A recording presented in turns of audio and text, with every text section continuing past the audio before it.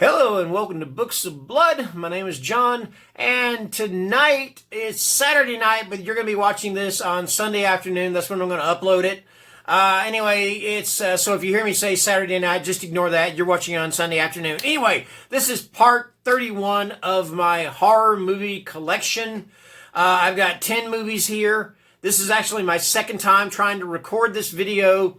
I got about 3/4 of the way through the first one, and my wife called, and that just completely, it interrupts, it records the call, and you don't need to hear me talking to my wife. Anyway, that being said, let's go ahead and get underway. So, starting off, we've got one directed by Roger Corman. This is based on the Edgar Allan Poe story. This is The Pit and the Pendulum. And this starred Vincent Price. It is based on a Poe story. It stars Vincent Price. Kind of all you need to know, okay? I saw this movie when I was a little kid. The library, my local library, was showing this movie. This movie scared the shit out of me when I was a little kid. So naturally, I'm going to want to see it as an adult. So yes, I have got a copy of it.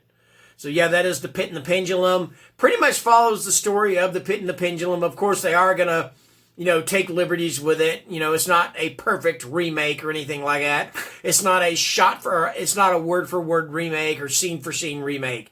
It's just pretty awesome though. All right, that's it. Pit and the Pendulum.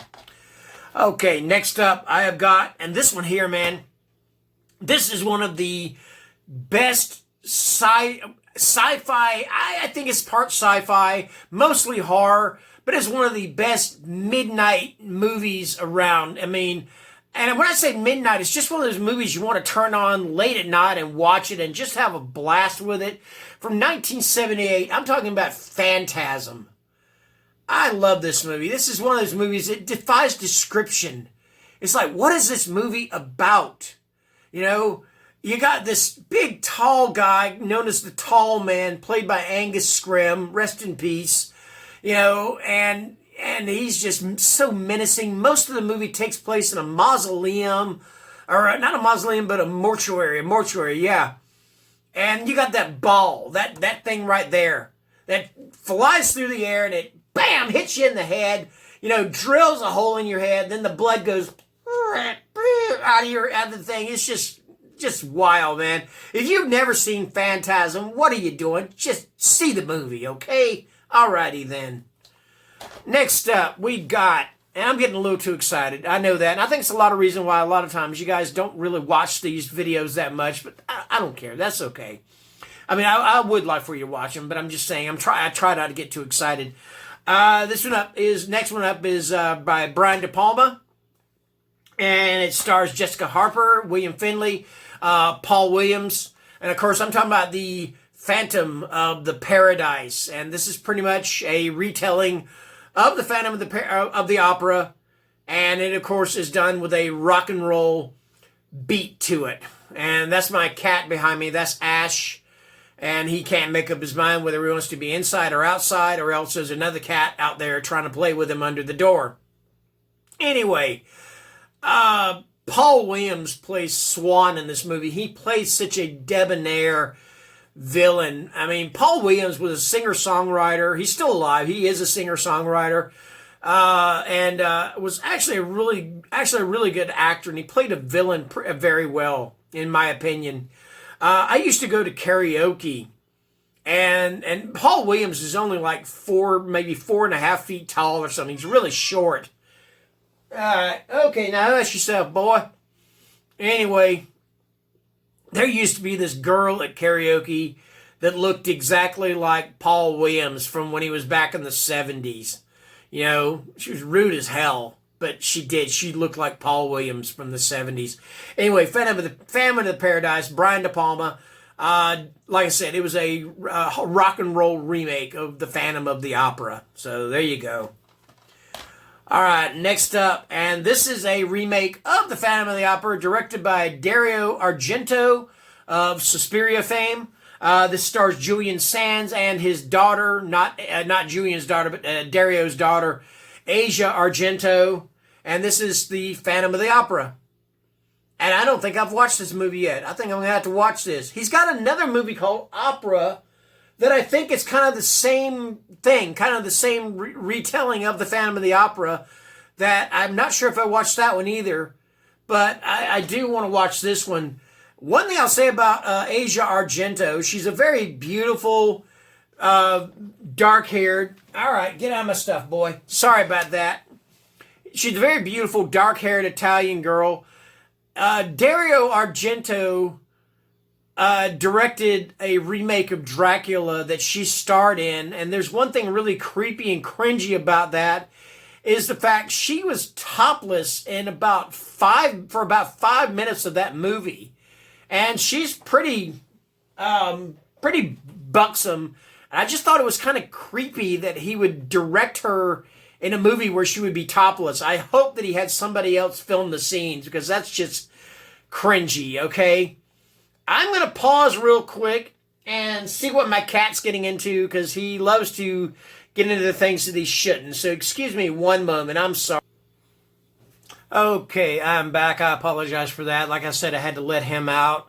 And it turns out that one of my animals actually got sick out in the hallway. You don't want to hear all that. Sorry about that. Anyway, I'm back. I think I've said all I need to say about Phantom of the Opera, and also about the Dracula remake with a topless topless Asia Argento, and Dario actually directing her in the movie in topless scenes. Like I said, I hope that he had somebody else film those particular scenes. My cat is getting very annoying. He is now at my door again. I'm going to ignore him. Sorry about that. Next up, this is one of the ones in the Criterion Collection release. This is a slow burn of a movie, very slow burn. It is directed by Peter Weir, who of course directed Witness. And this is Picnic at Hanging Rock. And this is, like I said, I've only watched this movie one time. It's about this group of schoolgirls back in the old days, like the 1800s or what year was this? The turn of the 20th century. So basically like the year 1900 or so. And they go off at this picnic at this place called Hanging Rock, and then next thing you know, they disappear. Okay? And it's kind of one of those things where the rest of the movie kind of revolves around how the other cast members or the other characters cope with that disappearance. And it's really cool. I haven't read it, but one of the bonuses about this is that there was the paperback for the thing. You can read, if I want to read it, I can read the story. So yeah, I mean, that's pretty cool. And I don't put that on my bookshelf because it is part of the movie itself. So I do. I would rather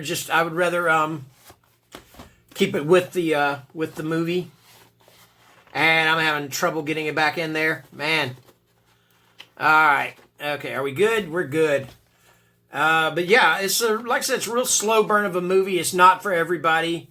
I liked it, but you know, it's one of those movies I'm not going to watch too many times, okay? All right, next up, I got the original, the remake, and the sequel to the remake of this. The first one is, of course, directed by Joe Dante, who directed The Howling, and this is Piranha. And the name says it all. That's exactly it. It is about these...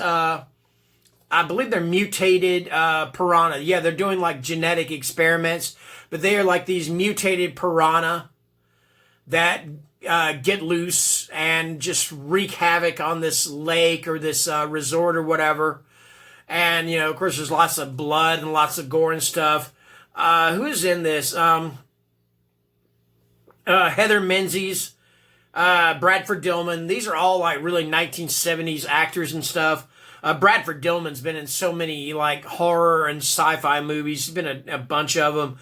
Kevin McCarthy, Keenan Wynn, Barbara Steele. She was so beautiful, just a beautiful lady. Anyway, this is Piranha, the original film, and again directed by Joe Dante. All right. Okay, next up we've got, and the remake is directed by Alexander Aja, who directed High Tension and the recent Alligators on the Loose movie Crawl. which was awesome, I personally thought. And this is the remake of Piranha. And this one is a whole lot bloodier, a whole lot gorier, a whole lot more nudity in it than the first movie. In fact, I don't think the first movie had any nudity at all. This is just a fun time at the movies. I love this movie. I'm not ashamed to admit it. It's a guilty pleasure. I don't care. Whatever. All right, there you go. So yeah, that's the remake of Piranha. You want to get into one that is even nuttier, even crazier than the remake. And I believe there's even more nudity in this one than there was in the remake itself. And just crazy. It stars Danielle Panabaker, who plays Killer Frost on The Flash. And I like her. I think she's a good actress myself. And she's pretty. She's a pretty girl and everything. But anyway, that I'm getting beside the point. This is Piranha Double D. They couldn't call it Piranha 2. No, they couldn't do that. They had to call it Piranha Double D. Seriously? All right, that's just, I'm sorry, that's just funny, okay? I'm sorry, it's 12 years old me saying it's funny, but it's funny. What are you going to do, all right? Same premise, same exact premise. It is the piranha get loose in this theme park or amusement park or whatever you want to call it, and just wreak absolute bloody, gory havoc on everybody. And hey, look here. I mean, this is why you can't go wrong with this movie, okay? Not only does it star, excuse me, dang, I'm sorry. Not only does it star Christopher Lloyd, it stars David Hasselhoff and Gary freaking Busey. Two of the craziest freaking people on the face of the earth, especially that one right there. Yep, Gary Busey. I mean, what more could you ask for in a movie? Blood, guts, piranha, boobies, Busey, and the Hoff. Come on. And Doc from Back to the Future. And he played Reverend Jim on Taxi. What more can you freaking ask for? Come on. All right. All right, next up, I've already talked, well, no, because I'm remaking this video. I have already talked about it, but I'm not talking about it again. This is Planet Terror. It was directed by Robert Rodriguez. This was part of a double feature that was originally called Grindhouse, and it starred Rose McGowan, Josh Brolin, Bruce Willis, Marley Shelton, and it's kind of a zombie action-adventure movie. Really gory, really fun, Grindhouse-style movie. The other movie they showed was, of course, Death Proof. And so, yeah, and that was directed by Quentin Tarantino. I went to see this as the double feature, and then I bought the two movies separate, and then I also bought the Grindhouse Blu-ray that showed the whole thing in its entirety, because then it showed all the awesome mock trailers that they did.